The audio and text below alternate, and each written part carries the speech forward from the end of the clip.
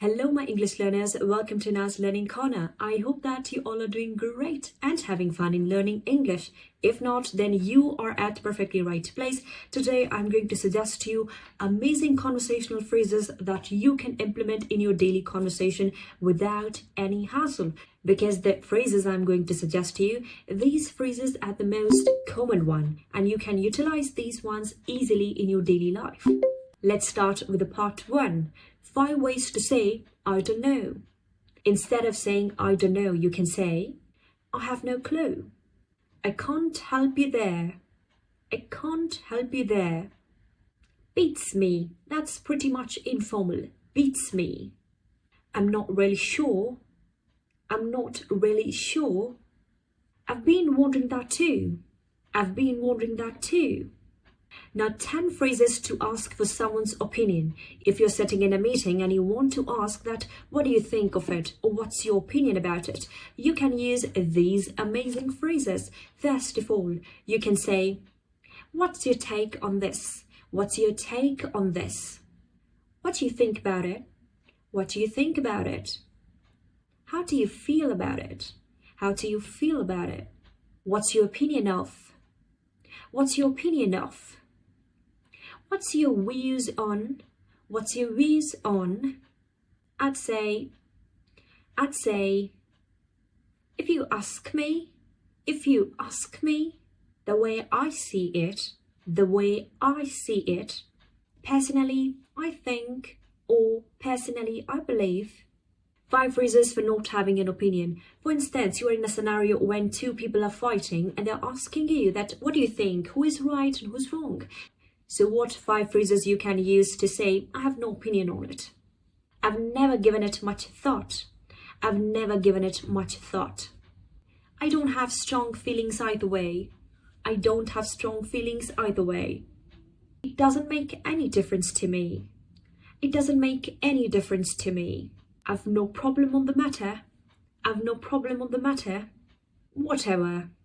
Whatever is pretty much informal. Try not to use it in the formal sector. 10 phrases to show that you are agree with the other person. You can say, to show your agreement, you can say, that's for sure. That's for sure. Absolutely. Absolutely. Exactly. Exactly. That's so true. That's so true. I agree 100%. I agree 100%. That's exactly how I feel. That's exactly how I think. And if you're a little bit confused in your opinion, like you are agreeing, but the agreement is a little weaker, so you can say, I suppose so. I suppose so. It means you're not fully agreed, but you are showing that a weak agreement. So you can say, I suppose so. Now, if you want to show your disagreement in a professional setting, you can use these ones instead. Instead of saying you are disagreeing with the other's opinion, you can say, in a polite manner, I beg to differ. I beg to differ. I don't think so. I don't think so. I'm afraid I don't agree. I'm afraid I don't agree. On the contrary, not necessarily. Not necessarily. That's not how I see it. That's not how I see it. Now, 5 phrases to show your enthusiasm, your positive energy if you have heard a good news. After hearing a good news, you can say, how wonderful. How wonderful. That's great. That's great. Congratulations. Congratulations. I'm so happy for you. I'm so happy for you. Awesome. Awesome. Now, 5 phrases to respond a bad news. When you hear a bad news, so you can say, oh no. That's horrendous. That's horrendous. That's terrible. That's terrible. Who are you? Who are you? I'm so sorry to hear that, darling. I'm so sorry to hear that. Now, the last section is about if you want to ask for a clarification, like something is not clear to you. For instance, I've delivered you a lecture, and in the lecture, you can say you will not be able to understand a 5-minute concept. So if you want more clarification, you want to ask for clarification, you can say, pardon me, would you mind repeating the process, please?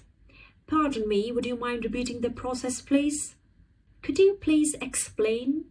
Blank, whatever you want to explain. You can start with, could you please explain? I'm not sure I follow you. I'm not sure I follow you.